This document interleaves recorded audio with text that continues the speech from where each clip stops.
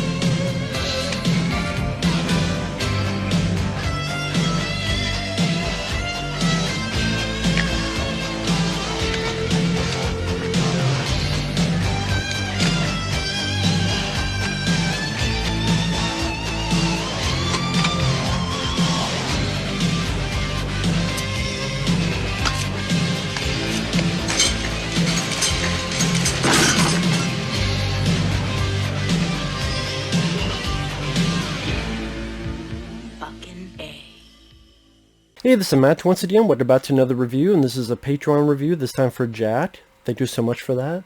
If anyone's ever interested in requesting any type of videos, lists, reviews, topics, reactions, re-reviews, pretty much any type of videos, you can feel free to send a request either directly to my PayPal or join my Patreon. Both links are down below in the info box. But Deep Impact, which is the film of today, this came out in 1998, and it was in a race against time against Armageddon. And from time to time this has happened, where you had two movies of similar plot, similar nature, sort of battling each other out. For example, you had Volcano and Dante's Peak. You had Ants and A Bug's Life. You had this film here, and Armageddon. This is directed by Mimi Leder.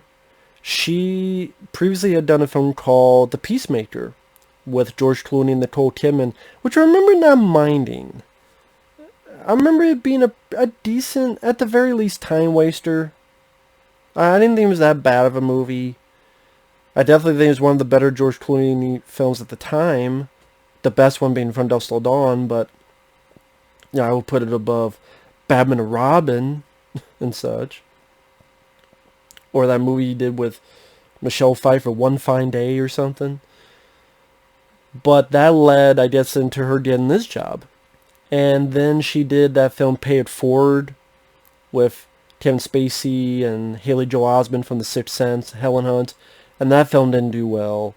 And then she didn't get work for a while. I think she worked later on in TV, I believe. Could be wrong on that.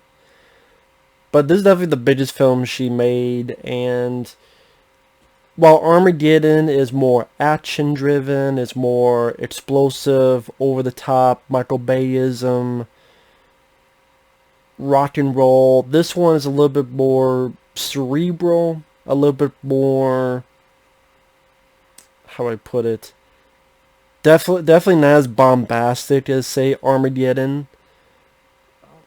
I would think if I asked most people which they prefer, they would say Armageddon. Although it's a much dumber movie. Although there's stuff in this you could pick apart if you're a big science guy. But you could do that for almost every film that's a big budget disaster movie. Because if you try to go too much into realistic tendencies, then it kind of sucks a lot of the fun out of it. Where it's like, well, there's nothing we can do. So what, wait 80 minutes until kaboom? So it's one of those things, if you go into these type of films, more than likely you're going into it to expect some type of escapism. Now, I will say one of the good points of the movie is the cast. A lot of people don't like Téa Leoni. I do. I like her. I've never minded her. I know a lot of people do. A lot of people have problems with it, but I like I liked her in Dress Part 3. I liked her in this. I never minded Téa Leoni. I know for a while, I don't know nowadays, but for a while she was with David Duchovny. And here she plays a journalist. Looked into the story, thinking it's about a mistress that the Secretary of Treasury, played by James Cromwell from Babe, among others, he's stepping down from office. And some do with something called Ellie. So of course, as a reporter, she thinks it's a mistress, but no, of course, that's not the case. It's ELE, Extinction Level Event. And Morgan Freeman plays the president, which is a great choice for a president of the United States. Elijah Wood, he's in the movie as this teenager. Actually, at the very beginning of the film, he's in this astronomy class and sees something that leads to another person looking into it and realizing there's something a bit more going on.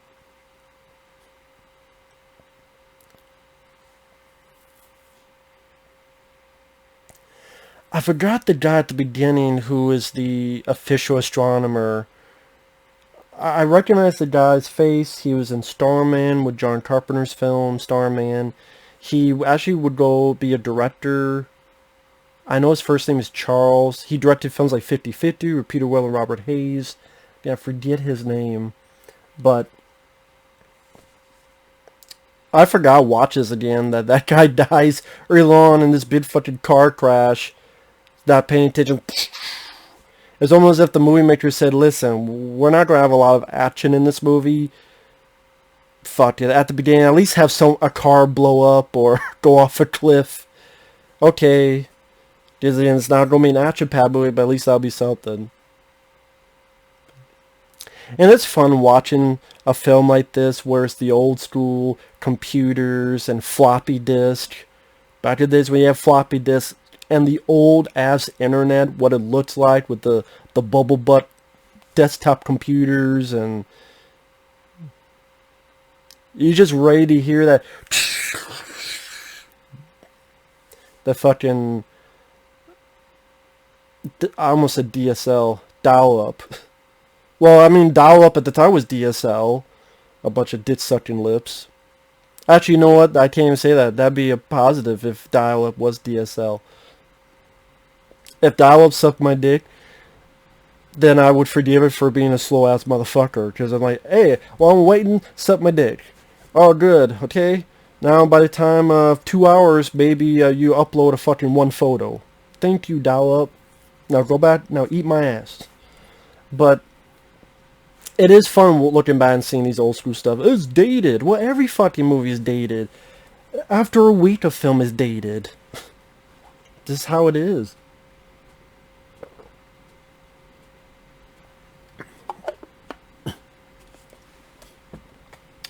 And then the movie kind of goes into 3 stories.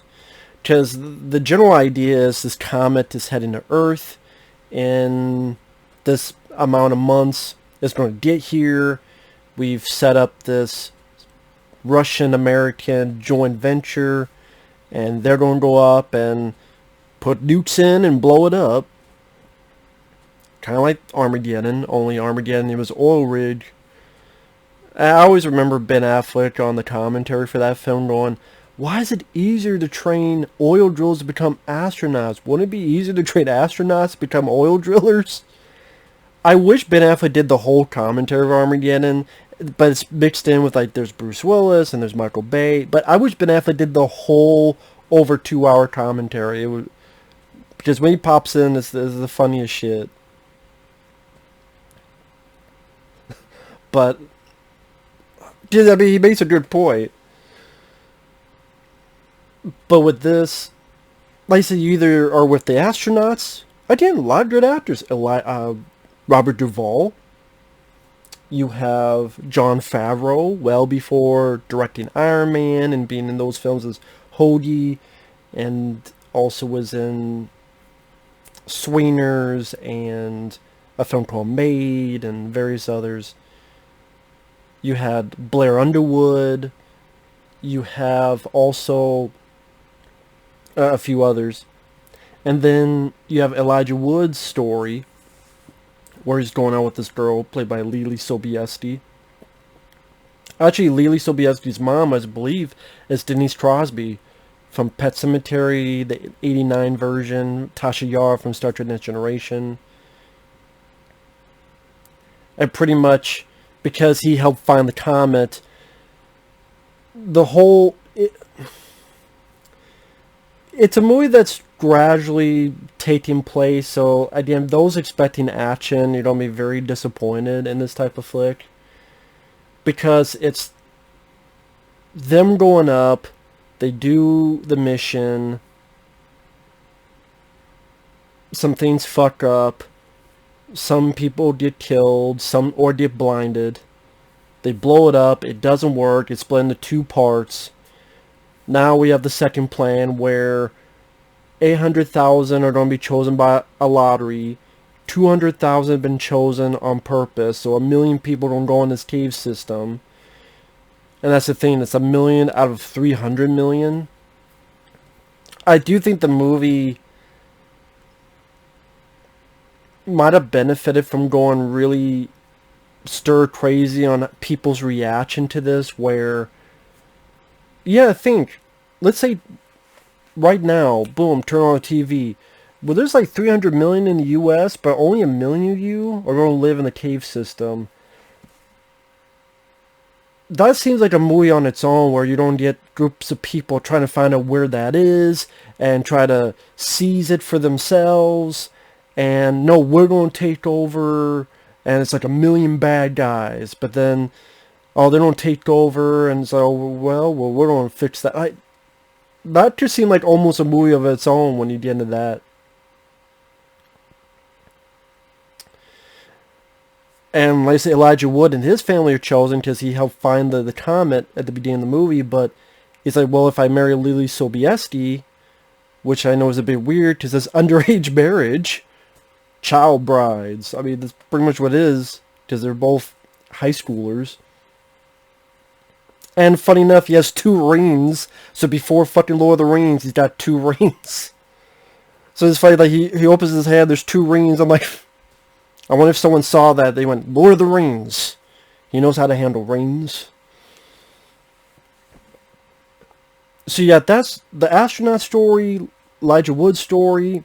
A good chunk of it, I didn't realize this, watch it again, a good chunk of it is Téa Leoni, her reporter, her journalist character, and her stressed relationship with her father, played by Maximilian Schell, which I remember he was the bad guy in The Black Hole.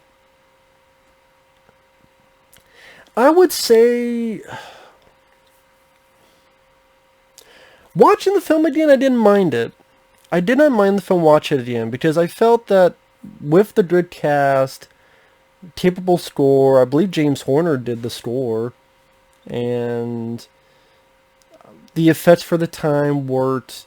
Morgan Freeman is the president, he definitely worked.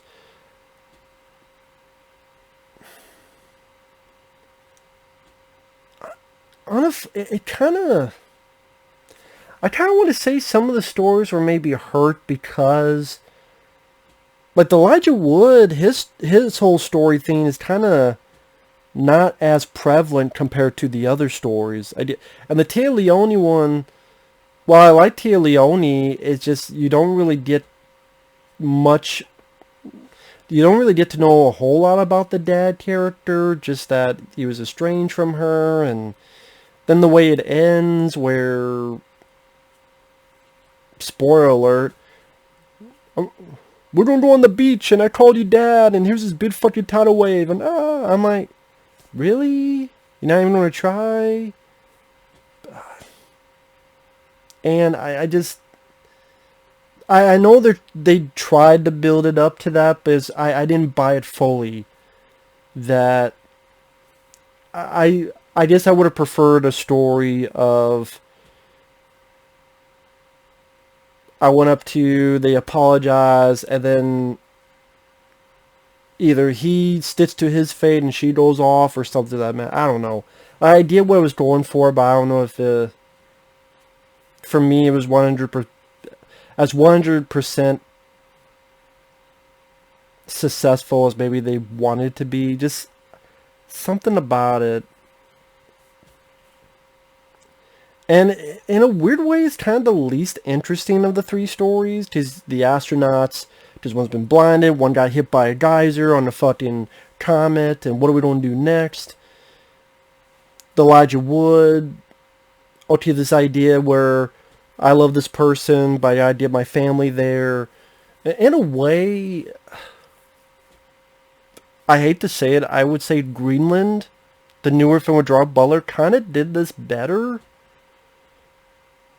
Because I think what it is, in this instance, I think it would have been much more effective if it did just center on one group of people. I think if the movie centered on Elijah Wood's character specifically,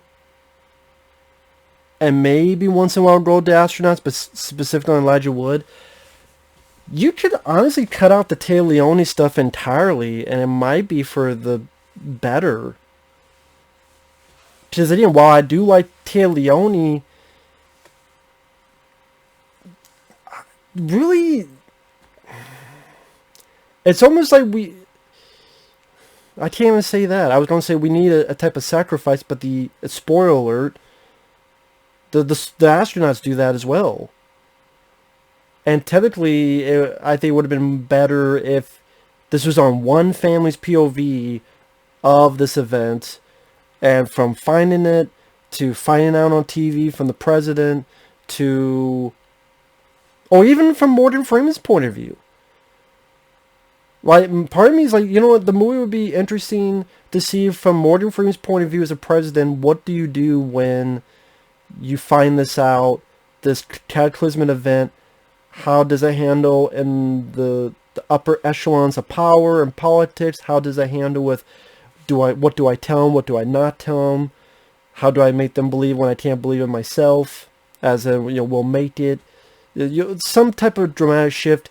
Also because Morgan Freeman is the best actor in the movie, so part of me is like, I want to see more Morgan Freeman. And just like the whole turmoil of we could save people, but I can't save everybody. And I would say for this kind of movie that's more of a big event of cataclysm stature, 2012 I would say is more fun. And the way that film did it, where it's mostly on John Cusack and his family, yes, it's not realistic. Yes, how they're able to steep all this stuff, but again, it being focused on John Cusack's family to me made it, even Greenland with Gerard Butler, it's very tricky when you're trying to get so many characters, because then you're not focusing on one, and because you're so, I don't want to say scatterbrained, but you're stretched out so much that has a possibility of hurting the drama, hurting the pinnacle of emotional satisfaction, like whatever you're trying to get out of the viewer. And are there exceptions to the rule? Yeah, Independence Day did that very well. I think because that film had such colorful characters. Will Smith, Jeff Goldblum, Bill Pullman, the way those characters were, I wouldn't say these were colorful characters. Elijah Wood was fine. I didn't mind the bit in the high school where one kid's like, wow, you don't have sex a lot more than anybody from our class. People were famous, they always have more sex. And then Elijah Wood's like, really? That was a fun reaction. And that's what I mean. Okay, have the movie about Elijah Wood and this sort of fun of being famous, and then how that takes a sharp turn, and maybe the hope of things are going to work out. Maybe his mom or his dad or someone's blinded to it, and then the acceptance of that. Then coming back to Téa Leoni doing the news, and then coming back to Téa Leoni's mom and the few scenes she has and what happens to her. Because that character, Téa Leoni's mom, goes through suicide. that could be a very effective moment, but because we've spent not much time with that character, it's not as effective as I think it could have been. And I think in this case, people will disagree. I think it would have been more powerful, more successful if it picked a side. Stick with the astronauts. Like, even Armageddon did that, to be fair.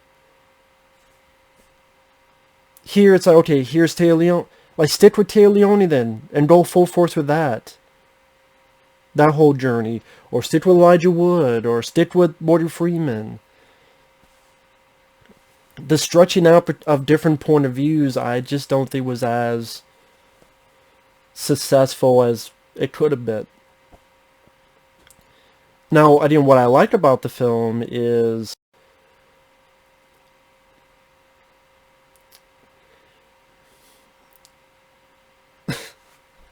I can't believe I draw a blank. Are you sure there's stuff to like about the film?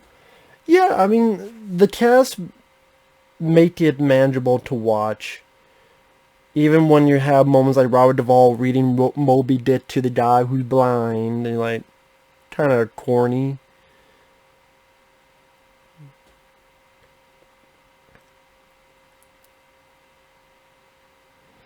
But the actors doing the best they can with the material they've got.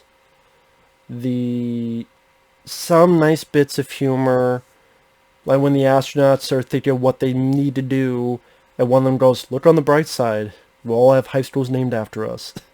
Like, that was a nice bit of dialogue.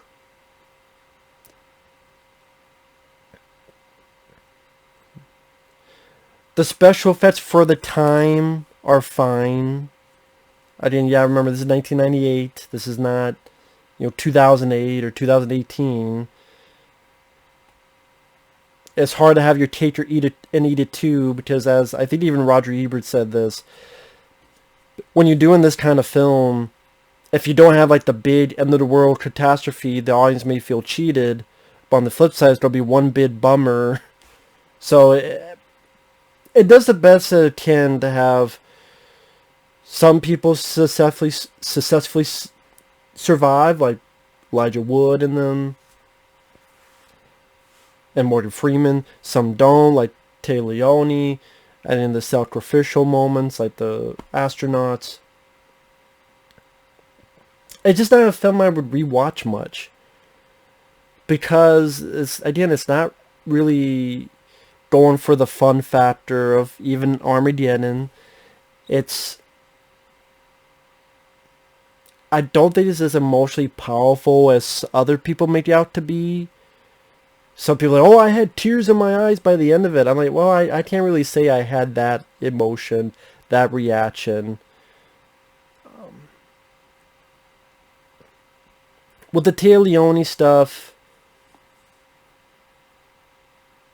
a little bit from her performance, sure, when the moment happens. But I would say it's more due to her performance than the merit of the script of those characters. Because like Maximilian Schell, the father, I didn't give a shit about him. I didn't give a shit about that father character. Lily Sobieski as a girlfriend, I could not tell you 5 things about that character. I mean, she's a girl. She's Elijah Wood's girlfriend. Her mom is Denise Crosby. That's like all I could tell you about that girlfriend. And that's what I mean. It just, like, her parents, when the tidal wave is coming, her parents are kind of holding each other. I'm like, I don't know you. I don't know who you are. I barely know anything about you. So it's sad because of putting yourself in that situation, but because I get more out of Randy Quaid killing himself in Independence Day, because they actually did a development of that character where he's just drunk and he believed all these crazy things, but now some of his beliefs are actually worthwhile.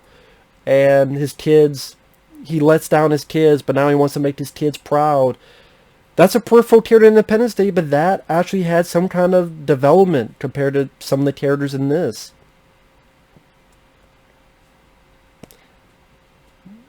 So I do think that's one of the faults with the film. But the movie, like I said, it doesn't feel as dumb as Armageddon.